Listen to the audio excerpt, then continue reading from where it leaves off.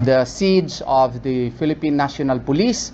And as you know, this started on August 24 of 2024 at around 3:49 in the morning when the PNP, numbering about 3,000 personnel, were in mass in front of KOJC Cathedral. There were about 500, and then separate forces likewise in front of the main gate, and it turned out that there were also forces in the southern part of the wall and in the eastern part of the wall. We were in effect encircled by PNP personnel, but that's a belated info, no? And I think you already knew we approached General Torre, and somebody asked me, why was I here at 3:45 in the morning, no? During August 24 or last August 24. Well, I was practically sleeping here already many nights already, no? Even prior to August 24, because of intelligence informations that they will really come in here, or they will really forcibly enter the compound. And that is why I was practically making KOJC as my second home, no? And that is why I was present as early as 3:45 a.m., no? And we approached General Torre. You know already the story. What he forgot even to bring the warrants of arrest, and it took him around 10 minutes before he approached us again. And he showed one warrant of arrest only, no? That of Sylvia Simanes of Pasig, no? Why is that important? Why am I always repeating that? I am repeating that because it has legal implications, no?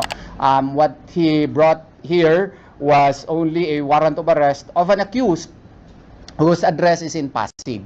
The only way by which he could enter KOJC compound was that he should have personal knowledge that Pastor Apollo C. Quiboloy is here, or Sylvia Simanes is here, or that he has reasonable belief that the accused is here. Now, I heard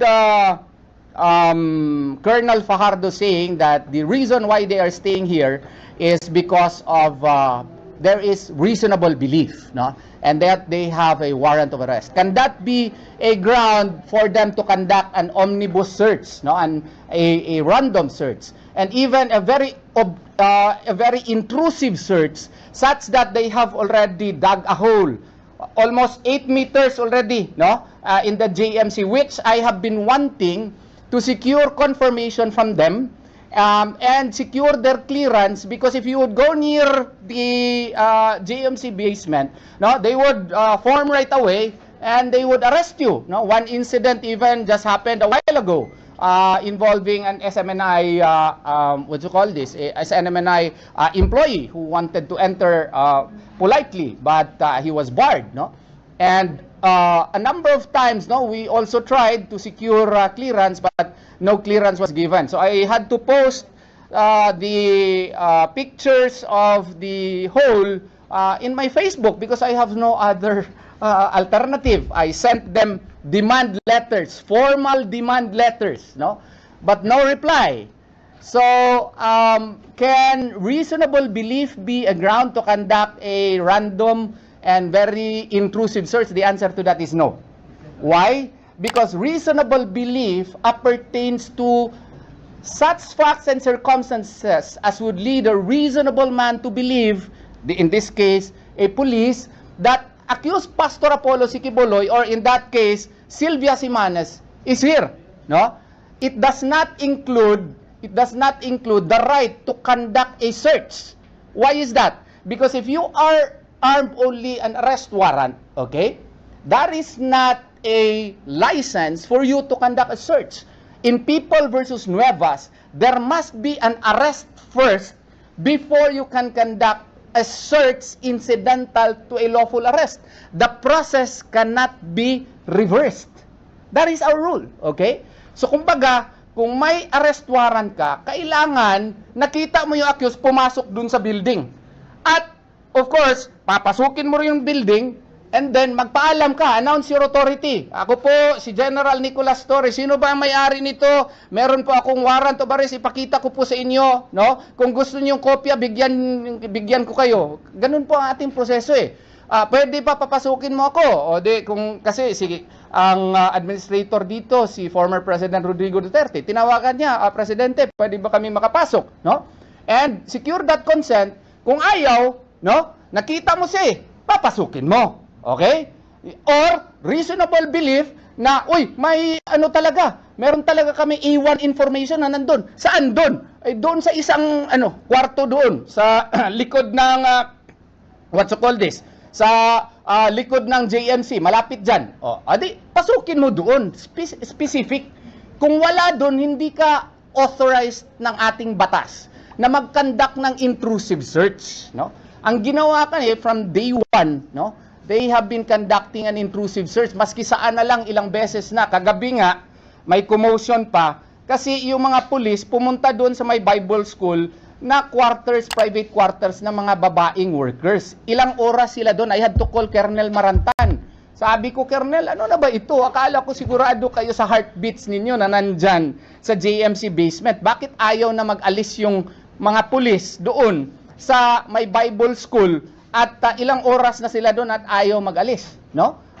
Kung ganon, wala pala kayong, what you call this, probable cause talaga kung saan siya. Bakit kayo nandyan sa Bible school? Nandun na ba yung heartbeats? So, he had to call, no? He had to call. Mas madali palang kausap si Colonel Marantan, no? It turned out that mas reasonable siya kausap, no?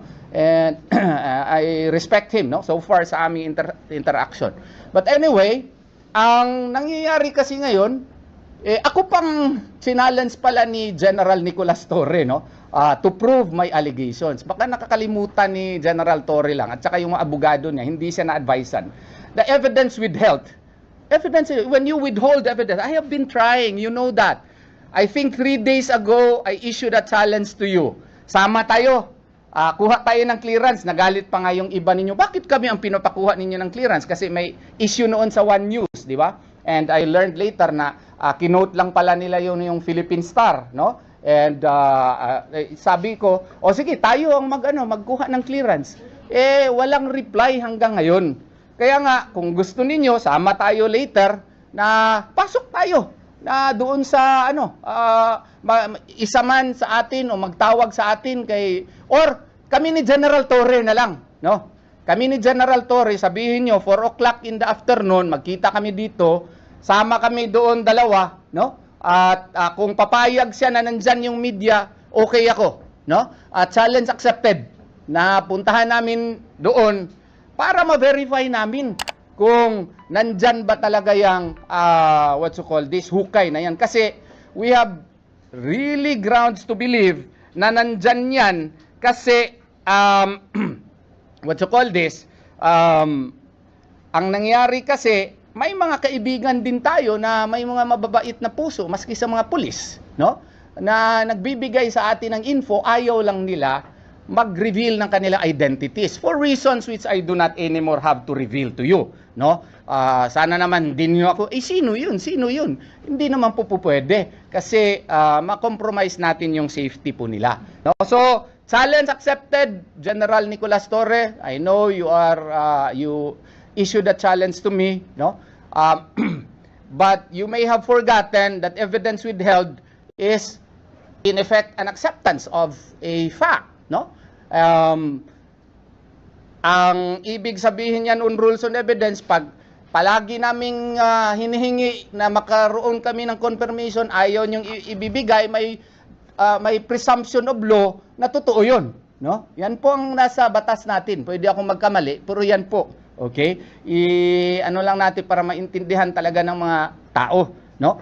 And then, yan kasi, nakita namin doon sa latest picture na mga 8 meters na. So, baka nakarating na doon sa footing ng aming eskwelahan. So, this endangers already the structural stability, no? So, if you will, akala ko ba may dyan, may what you call this, merong tunnel dyan. Grabe naman, 8 meters na.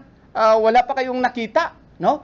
And we have intelligence operations na yung yung ano nila, yung high-tech device nila, sinerch na nila nito before. Of course, you know, the police is mandated to conduct casing operation, CASING, no? That is required under PNP operational procedures. Hindi ka basta-basta gawain yan. At nakita nila wala naman talagang tunnel. Kaya nga, sana, ginagawa lang siguro talaga ito, parang nako-confirm namin yung reports, in order to justify their illegal stay here, no? Because if you are only armed with a warrant of arrest nga, you could not conduct a search, okay? Because a search can only be justified if you have a search warrant. Kasi kung maniniwala tayo kay Colonel Fajardo that they conduct an intrusive search simply because they have a warrant of arrest, then you are empowering a warrant of arrest more than a search warrant. You are giving more power to a warrant of arrest whose principal duty is to arrest a particular person than a search warrant whose principal duty is to search, right? Because in a search warrant, there is a mandate of specificity. And what is the mandate of specificity? You must be specific insofar as the place to be searched and the persons or things to be seized. Any law student would know that. May ano pa nga, meron pa nga what you call this, sketch dito po, dito sa ano, sa particular place po na ito, okay? Tsaka pagpasok mo under Rule 126, Section 8, kailangan may witnesses, dalawa. Dito, arrest warrant lang, walang witnesses. Ilang beses na ako, nagpadala na nga ako ng sulat, no? Walang witnesses at saka walang, what you call this, hindi kami binibigyan ng access, no? And then ngayong umaga, no? Ang nangyari ay kahapon, no? Kasi may intelligence reports kami na nakarating na after daw ng KOJC anniversary, they will be performing harassment acts in order to ignite violent reactions from us, no? Nagkatotoo nga, morning pa lang dito, nandito na si General Torre, dala na naman yung LRAD niya na nakakabingi, no? And informing us that they will break open the Emerald Gate. Okay? I think you all heard that, no?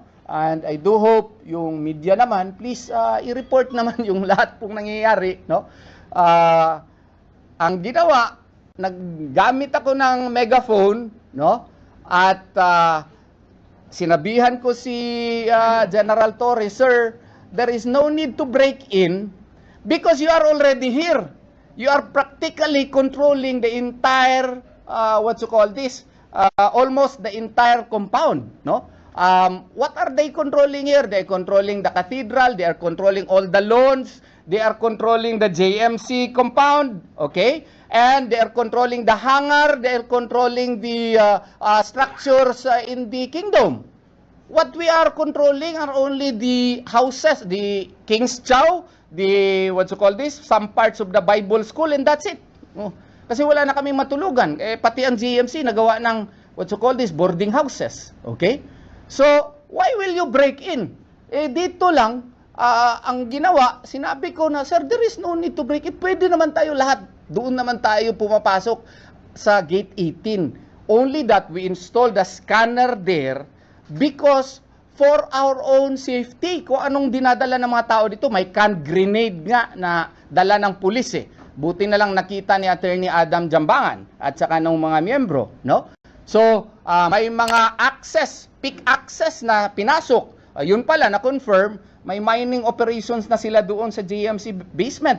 May mga drills, no? Yung mga pangkubkob. May mga jackhammers na pinapasok. Pero ayaw talaga makinig ni General Torre at they forced open the gate, no? And provoked our members and nagdakip, no? Nung isang tao at pati yung isang associate ko na mabait, si Attorney Adrian Pajaro, muntik nang madakip, nakuha talaga ng video, no? And then 5 minutes after that, may mga pinuslit sila ng mga boxes. Ang sabi daw, Starlink lang daw yun, ano ba yung mga iba, no? Mga host daw. How can we confirm that when they did not even show it to us? When they did not even show it to us. Those items were brought right away to the JMC basement, no? And we do not know what were those items, no? Kaya nga, lahat ng mga nakukuha nila, inadmissible in evidence yan. Because that is a result of an illegal entry, illegal search. So wala yang silbi po sa korte. If you violate the rules on searches and seizures, then any and all evidence seized would be inadmissible, no? And then we would like to address the statement of Department of Justice Secretary Remulla, no? Concerning the his declaration that he will file a case against the presiding judge who issued the temporary protection order. His basis was that ignorance of the law because there is a Supreme Court order which transferred any and all venues affecting Pastor Apollo C. Quiboloy. No? We feel that the Secretary of Justice may have missed the point that it did not surrender jurisdiction to any and all third persons whose constitutional rights to lives, liberties, properties, and even security are affected. No? So it did not mean that third persons who are affected by the illegality of the service of the arrest warrant, that they could no longer file a case for issuance of a writ of amparo. Note that the writ of amparo was copied from Mexico, no, and from South American countries. And this was done in order to protect the citizens from the excesses of the government or the state. So they must have a writ, no? And in our jurisdiction, that is in accordance with the expanded concept of certiorari jurisdiction, the power of the court to issue writs in cases of grave abuse of discretion amounting to lack or excess of jurisdiction. This actually is the expanded concept of certiorari, which grants the judiciary to look into the acts of the executive department as to whether or not their acts are still in accordance with the law, because any excesses, no, deserve to be corrected. And in so doing, no, the Philippines likewise make it institutional, or have made it institutional, to allow third persons, or to allow ordinary persons to apply for this writ of amparo as their shield, protection from the mighty power of the state in cases of abuses. That is actually the rationale behind the writ of amparo. So in this case, if you read the rules and regulations of the writ of amparo, it clearly states that any act or omission that violates the right to life, liberties, and properties of persons, no, can be filed in the place where it is committed. And where is the place where it is committed? In Davao City. So therefore, the RTC of Davao City has jurisdiction. Because if we believe Secretary Remulla, would you like any Tom, Dick, or Harry who would be affected by the illegality of the service of warrant to go to Manila, to the Supreme Court, or to go to Cagayan de Oro just for them to be able to have judicial relief? The entire reason why we have a writ of amparo is to provide fast and inexpensive remedy. And that is why when you file a petition for writ of amparo, there is no filing fee.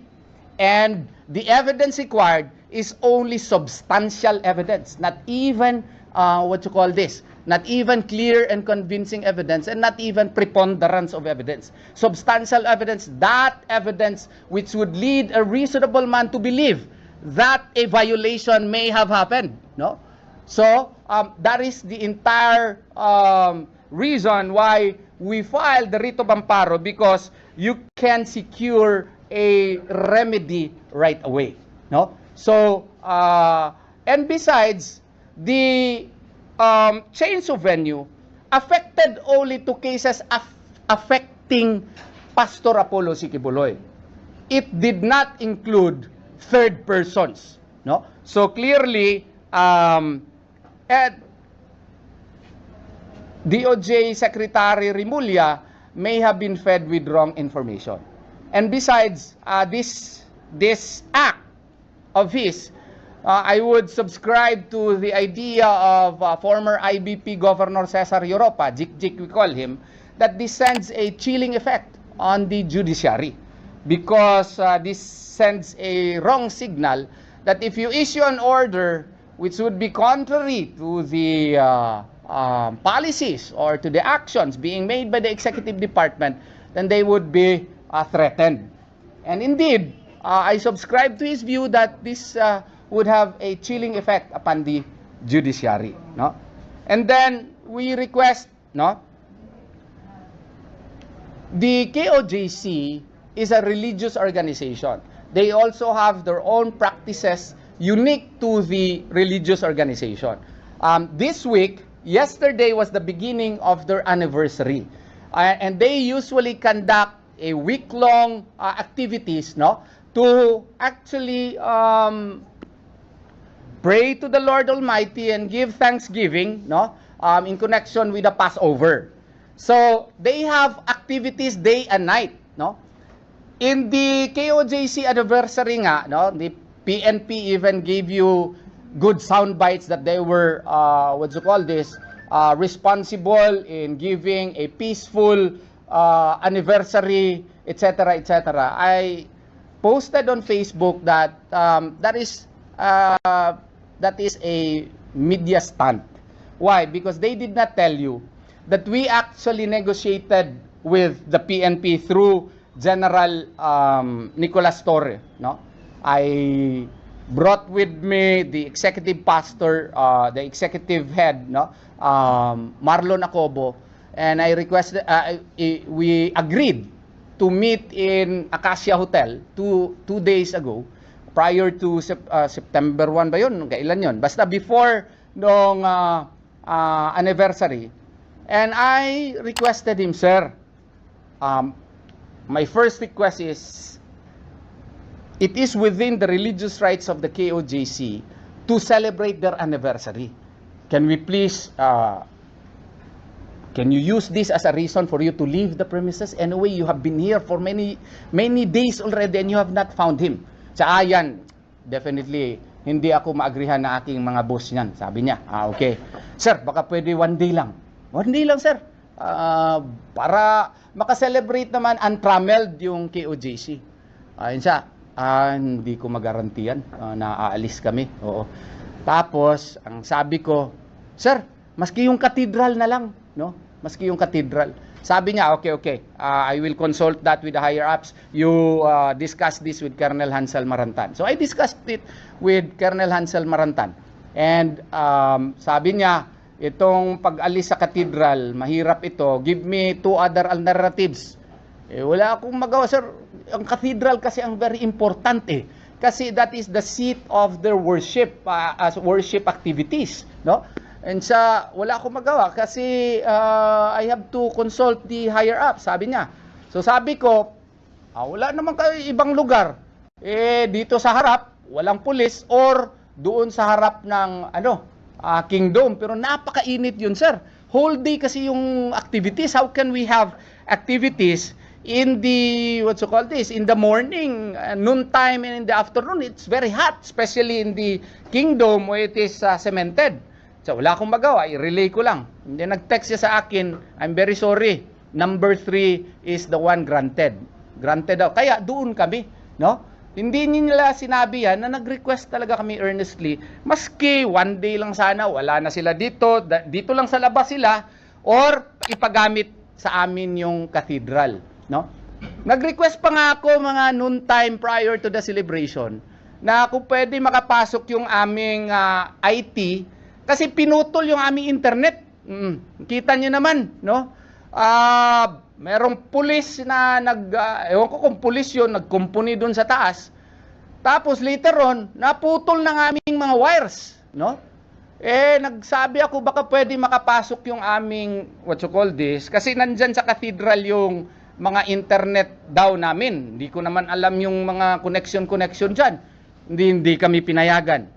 Tapos, yung ibang sound system namin, kasi yung ibang sound system, inimbargo ng pulis, di ba? During, ano ba yun? Day 6 ata yun? Pwede ba papasok lang maski 4 na tao, kay para kunin lang yung ibang mga sound system, no? Hindi rin pinayagan. Inko, sir, ganito na lang. Wala kasi kaming, wala kaming lead lights, wala kaming sound system na kumpleto na. We have to rent outside. At saka yung lighting system namin, pwede ba ipapasok ko? In fairness to Colonel Maranta, naghintay talaga siya hanggang 9 o'clock dun sa gate 18 para makapasok yung aming lead lights, no? Makapasok yung hiniram namin na sound system at saka makapasok yung ibang gamit, no?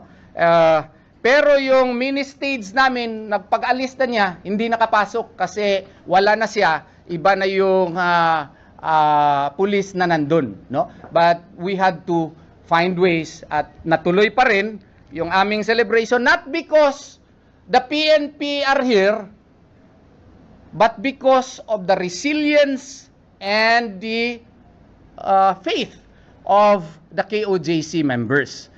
Kasi kung wala naman sila, mas masaya talaga ang celebration noong KOJC anniversary dito. Mahirap ka na mag-move sa kadami ng tao. Kadami ng tao dito, no? Kasi worldwide yan. But the PNP succeeded in scaring majority of the members of KOJC. And that is why maliit lang ang nakakapasok, mga taga Davao lang, no? At iba pa natatakot dahil sa ongoing siege po ngayon. So, yung kanilang PR pala, we should put that in proper perspective. At saka ngayon sanang hapon, we request again the PNP, no? Kasi hindi na kami hindi na makakandak ang KOJC ng kanilang activities, no? To please vacate the cathedral. Kay napakainit. Paano ka makagawa ng mga activities ngayon dito sa labas? Ang init-init, no? And dyan na po nakasanayan kasi ng aming mga miyembro, ng mga miyembro po ng KOJC na mag-conduct ng kanilang prayer activities, no? May privacy naman kasi yan, no? Gusto nyo ba rin na nakikita kayo ng ibang tao na nagpre-pray kayo, no? May mga prayer sila na gagawin, no? Na that should be conducted only in a sacred hall, and they consider that as a sacred hall. So, General, baka pwede nyo kami pagbigyan, yung command center po ninyo, no? Noon pwede naman kayo nag-command center naman kayo sa labas ng sa labas ng KOJC. Baka pwede po ninyo gawain yan sa ibang lugar. Wag lang po sa cathedral kasi hindi na po kami nakakandak ng mga programs during mornings and afternoon. At saka ngayong araw kasi, meron talaga silang program dyan sa KOJC Cathedral, no? So, please, kung makapunta ka dito, dalawang request. Punta tayo sa JMC basement, sama itong mga media personnel, at saka payagan po na mag-transfer po kayo, hanap tayo, o tulungan kita maghanap ng ibang place para karoon kayo ng advance command post po.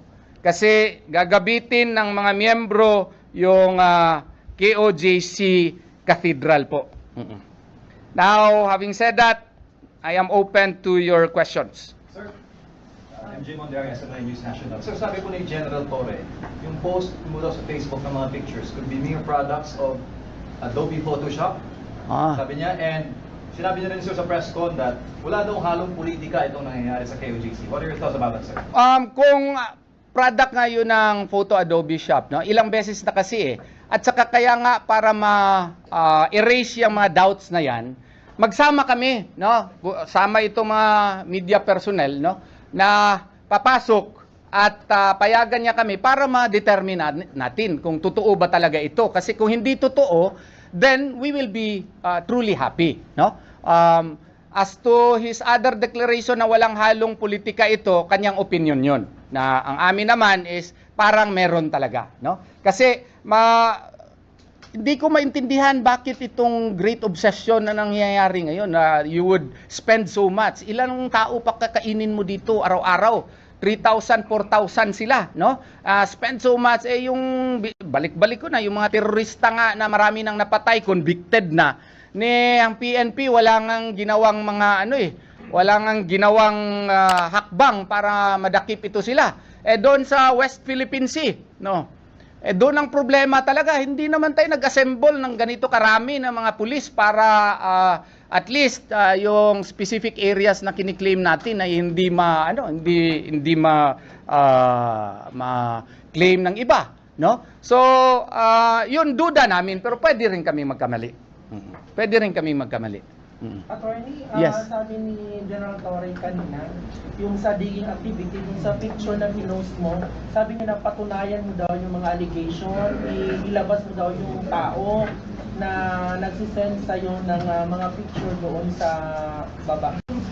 How can I prove that when I have been sending them demand letters for access, they fail to reply? And besides, it is their duty to be transparent, no?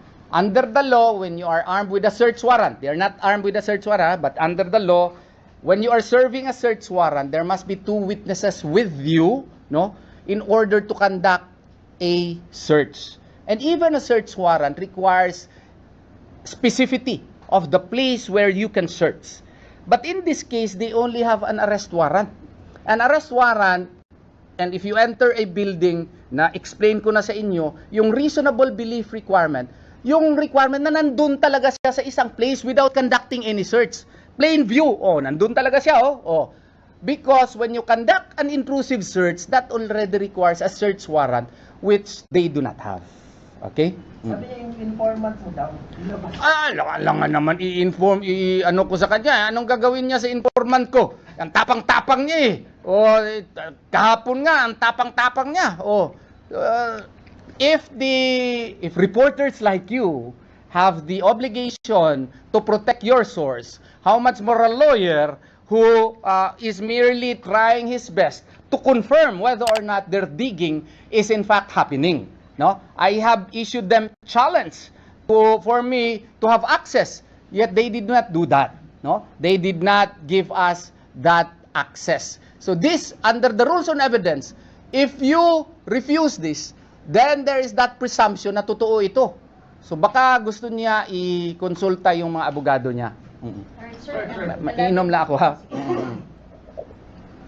11 days na po Yes. since they served the arrest warrant but to no avail. And you said there were and has been committing violations, but you have already conducted legal actions. But what else remedy are you going to take despite this? Kasi parang aabot pa tayo ng ilang days pa